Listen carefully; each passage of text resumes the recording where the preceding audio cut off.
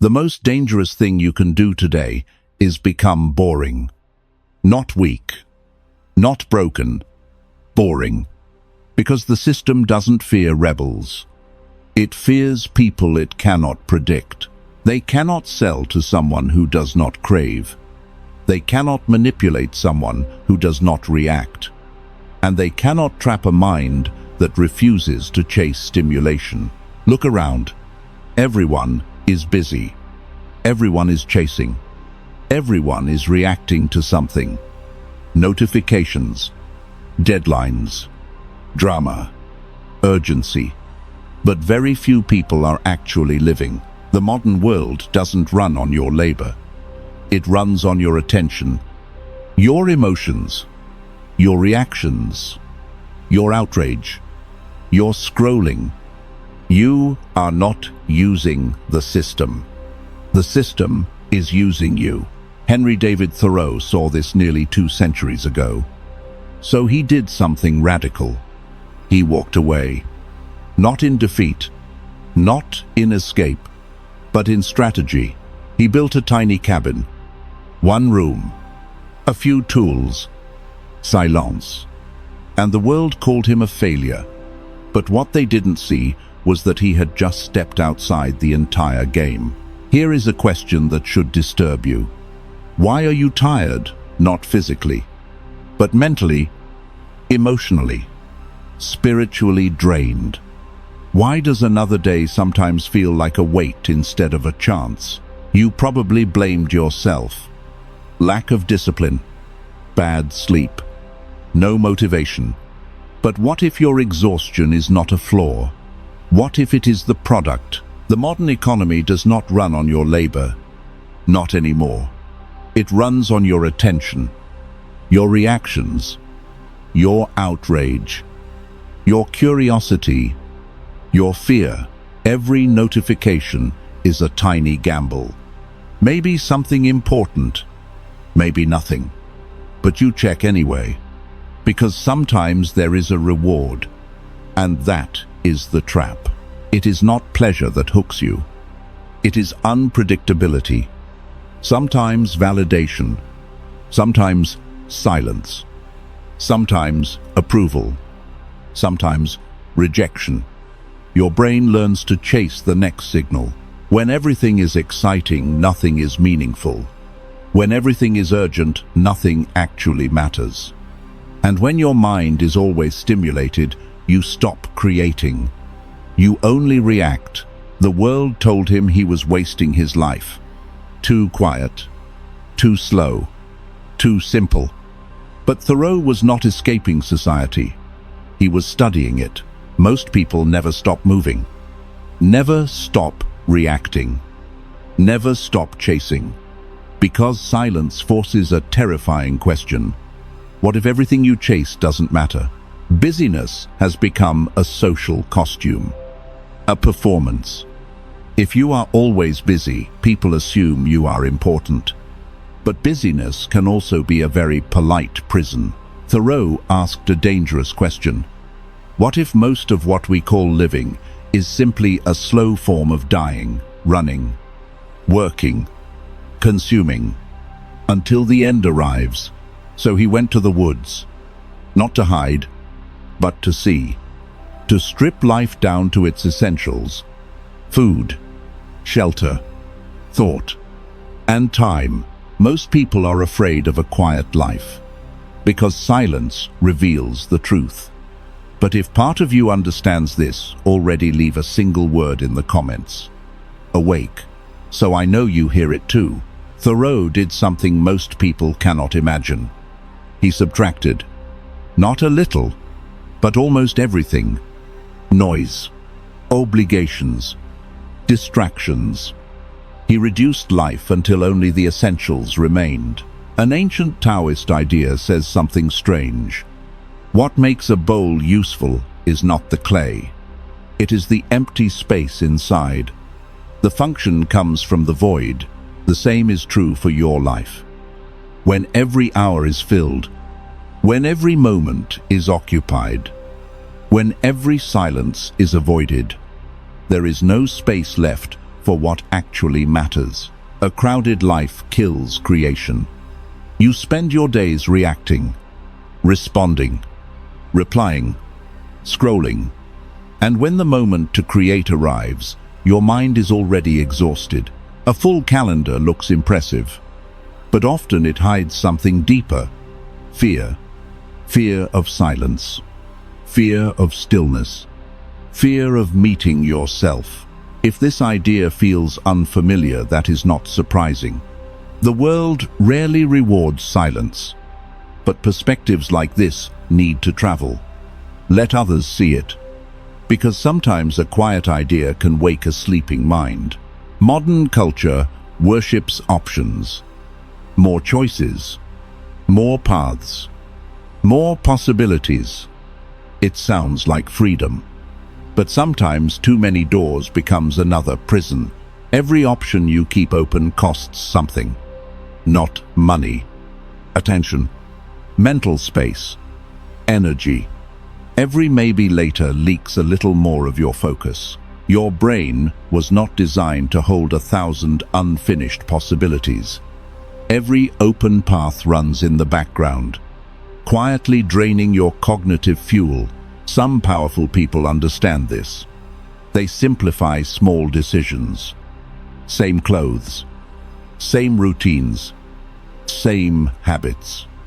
They remove the noise from the machine, but Thoreau went further. He did not just remove small decisions. He removed entire categories of life, until only what truly mattered remained. When you eliminate the unnecessary, something powerful happens. Your mind stops scattering. Your energy stops leaking. And your life finally begins to move in one direction. There is something the system cannot tolerate. Someone who does not want more. Because the machine runs on dissatisfaction, you must feel incomplete. Or the game collapses. The world trains you to believe 3 lies. You are not enough. You do not have enough. And where you are is not enough. So you run.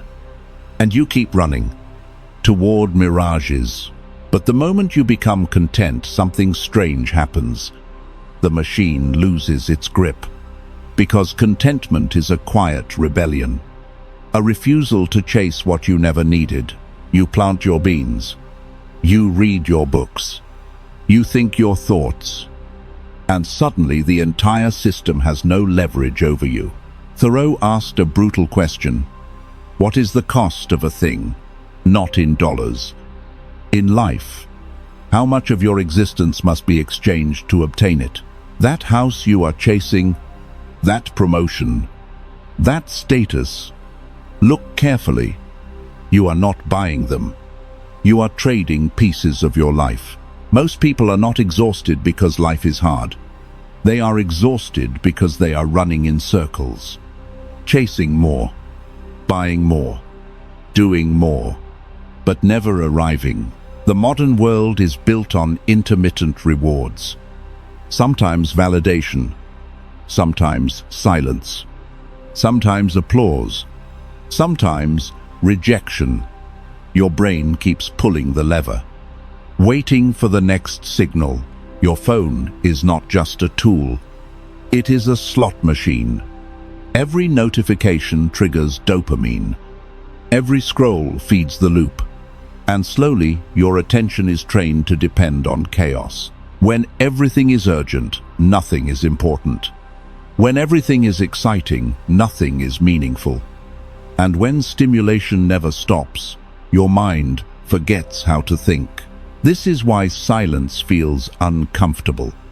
Not because it is empty, but because it reveals how addicted we have become to noise. The boring life is not empty. It is detox. A nervous system finally learning how to be calm again. Most people believe freedom means more choices, more opportunities, more possibilities. But there is a hidden cost to endless options. A cost almost nobody calculates. Every path you refuse to close stays alive inside your mind. Every possibility keeps running in the background. burning energy, quietly draining your focus. This is the paradox of modern freedom. The more options you keep open, the less power you actually have. Because your mind is scattered across 1,000 unfinished directions, Thoreau understood something brutal. Optionality can become a form of cowardice. When every door stays open, you walk through none. Clarity does not come from more choices.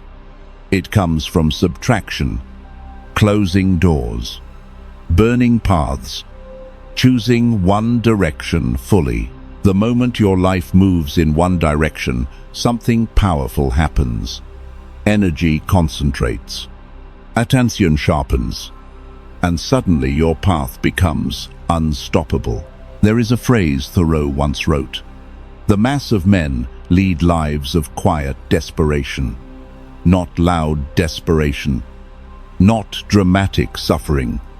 Quiet, hidden behind busy schedules and polite smiles. They wake up tired.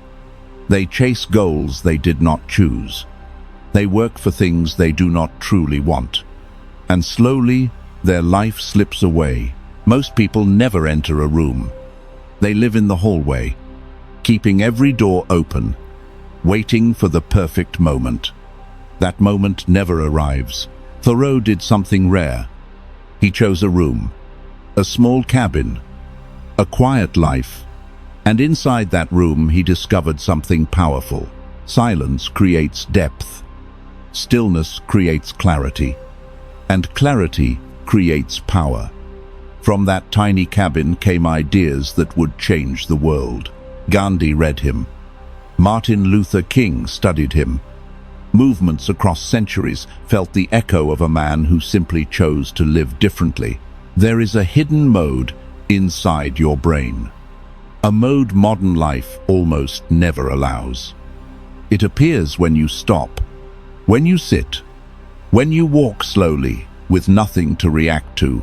Your mind has two states: focused mode and default mode. Focused mode solves problems, but default mode does something deeper. It connects ideas. History repeats the same pattern. Einstein on long bicycle rides, Darwin walking for hours, Newton sitting under a tree. Great ideas rarely appear in noise. They appear in stillness, in wandering thoughts, in quiet attention. What looks like doing nothing is often the birthplace of something powerful. But modern culture fears boredom. Every silence must be filled. Podcasts, notifications, music, endless scrolling.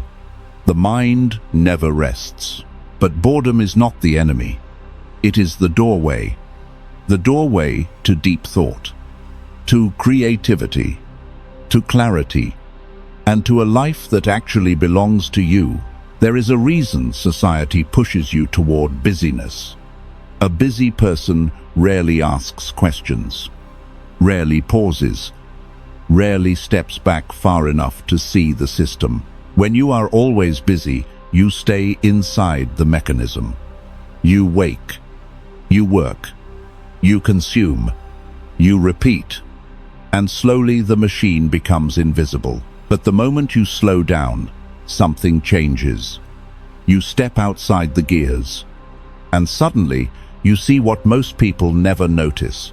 You see how desires are engineered, how trends are manufactured, how attention is harvested, and how quietly people are being directed. Once you see it, you cannot unsee it. The system does not fear rebels. It fears people who no longer need it, because the moment you need less, buy less, and chase less, its power over your life begins to disappear. There is one resource every human shares. Not money, not talent, not opportunity. Time. And yet, it is the only resource most people spend without thinking. People say they are saving money, building a career, securing the future. But often they are trading their present for a promise that never arrives. Later is the most dangerous word in the language. Later I will slow down. Later I will live. Later I will think. But later quietly becomes never. Thoreau refused to postpone life. He stepped out of the schedule, out of the race, out of the illusion that living must wait. He wanted to live deliberately, to face only the essential facts of life, and see if he could learn what life had to teach. Because one day you will wake up and realize something terrifying. Your life was not stolen. It was traded, one quiet day at a time. At the end, this philosophy is not really about Thoreau. It is about a question waiting quietly inside your life. Do you live by design or by default? Do you choose how your life unfolds, or do you inherit the script everyone else is following? Most people never write their own story. They accept the template. School, career, debt, retirement, and somewhere inside that script, life quietly disappears. But a few people do something radical. They pause. They question. They subtract. They remove everything that does not belong to them. And slowly, a different life emerges.